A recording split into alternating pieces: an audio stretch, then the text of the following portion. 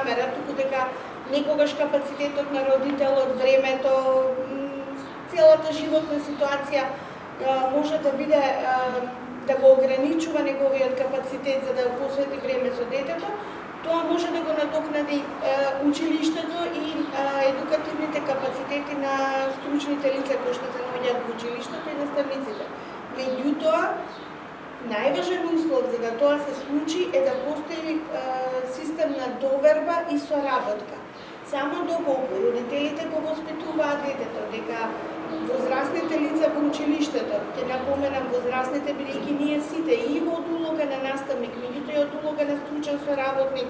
дежурен наставник, можеме да детектираме доколку нешто се случува со детето, меѓутоа детето треба да гледа во нас соработници. Нити да се плаши, нити да има некоја задршка во тоа дали да каже, сигурно нема да каже на било кого, меѓутоа она лице кое што ќе му биде од доверба, родителот треба да го охрабри од нас да побара помош. Бидејќи наставникот, стручната служба се соработници кои што можат многу да помогнат во тоа како да го заштитиме детето од сите аспекти. Она што се нуди во водичот е едно сумирано гледање на тоа каква е улогата на родителот, што родителот може и треба да направи во рамките на училиштето структурирано, понудени му се сите форми на соработка од родителска средба, од совет на родители, што е она што може да го превземе за да се вклучи во работата на училиштето. Меѓутоа се гледа еден друг момент кој што може да им помогне на родителите. Еден едукативен момент кој што може да влијае на позитивното родителство, односно да им даде некои насоки, кратки, но многу ефективни, што би требало да направат во ситуација на насилство, како да го поддржат детето, кои се, да речем, реакциите кои што ќе дадат позитивни ефекти, кои реакции можеби и нема да дадат толку добри ефекти или можеби ќе го поведат детето во сосема поинаква насока. Така да водичот е многу користен за родителите, бидејќи нема премногу информација, туку баш сумирано, кратко и јасно, концизно е објаснето што може да биде првата помош во некоја ситуација, да речеме, на насилство. Вториот момент кој што е исто така добар во водичот за мене е помошта во креирањето на политики во училиштето, односно изработката на програми, како на кои акценти да се држиме, за да можеме да обезбедиме безбедна средина, односно инклузивност на сите деца, индивидуален пристап кон сите деца, како сите деца да можат да пристапат до возрастните и како да си ги остварат и сите своји права, меѓутоа и оние моментални предизвици кои што ги имаат, каде да ги разрешат, како да дојдат до стручните соработници, до наставниците и како самите да ги препознаат проблемите. Сега она што е крајното е дека во секоја активност е најважно самите ученици да бидат охрабрени да превземат нешто, односно ученичкиот активизам кој што е исто така опфатен во водичот, како да ги поттикнеме децата да препознаваат кои се погрешните чекори, да развиваат емпатија едни со други, да соработуваат. Меѓутоа, мислам дека и многу важно е да имаат одговорност за собствените постапки. Што можеле да направат поинаку, што ако го направеле поинаку ќе дало поинакви резултати и на тој начин акцентот го враќаме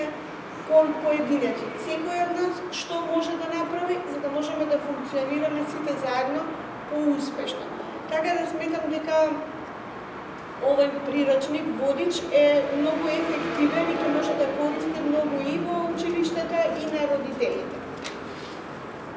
Не знам дали да одам понатаму или може би ги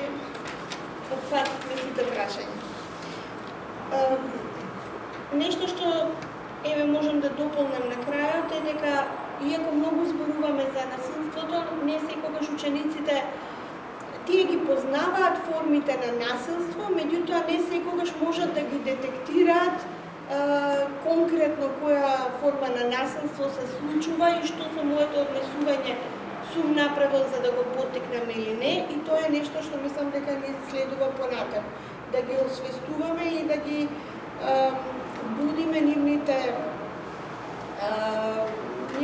внатрешни препознавања, што направив, што можам да направам поинаку, за да не се случува или повторува насилството. И тука повторно треба да работиме заедно и родителите и наставниците. Наставниците да го препознаваат однесувањето на ученикот за време на часовите во училиштето, доколку нешто се јави како поинакво однесување, да го детектираат, да соработуваат со стручната служба и да заедно направиме некој концепт како можеме да го поттикнеме детето да се избори, да ги реализира своите потенцијали. Секако дека ова е долгорочен процес, не се прави нешто што е брзо и инстант, меѓутоа заедно, повторно можам да речам дека ако соработува родителот, дојде во стручната служба со доверба дека тоа што ќе го каже ќе даде добри резултати, ние ќе можеме да направиме одреден концепт како да го постигнеме подоброто функционирање и да го извлечеме оној максимум од секое дете и да го подобриме атмосферата во училиштето во однос на менталното здравје и безбедното училиште. Благодарам многу Светлана што при го својот говор успеа да истакнеш улогата на стручната служба при едуцирање на детето за насилството и кој што и покрај тоа е премногу актуелна тема, и покрај тоа што е премногу актуелна тема, децата сепак не се доволно запознаени, не се сушегуваат доволно со истата. Тоа за акцентирање на тријадата наставник, родител, дете и за нагласување на меѓусебното надополнување на училиштето и родителот и преку создавање на систем на доверба и соработка, најлесно може да се стигне до создавање на најадекватна средина каде што детето може правилно да се развива и да расте. И за истакнување на едукативниот карактер на водечот, кој што концизно ги насочува возрастните, но и учениците, односно децата, при исправување со денешната тема.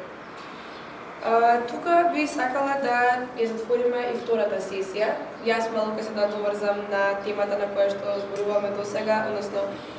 како личност која што е на граница и помеѓу учениците и помеѓу возрастните веќе. Сите веќе знаеме дека едината е всушност во рацете на децата, но на возрастните им останува да им возможат на децата простор и ресурси за да тие да прерастат во одговорни, стабилни и самостојни личности кои што ќе можат понатаму правилно да управуваат со општеството, а едно училиште каде што детето не се чувствува доволно безбедно да го искаже своето мислење и постојано се чувствува како да е под ризик да биде исмејуван, не е средина каде што детето ќе може да прирасне во слободната личност која што е и да го излече својот максимум. И сите кои што сме собрани денеска тука имаме огромно влијание да ја подобриме средината на децата и на младите и затоа ве поттикнувам сите да размислувате на содржината која што ја покривме во изминатите неколку часа и активно да работиме за реализација и проширување на сите идеи и предлози кои што беа денес тука спомнати. Така што би сакала за крај да ви се заблагодарам на сите за излагувањето и формално, официјално да го затвориме формалниот дел од пресконференцијата и да ве поканам на неформалниот дел, односно вмрежувањето и кафе паузата. Ви благодарам на вашето присуство и се надевам дека овој водич ќе биде корисна алатка при намалување на насилството во училиштето. Пријатен остаток од денот.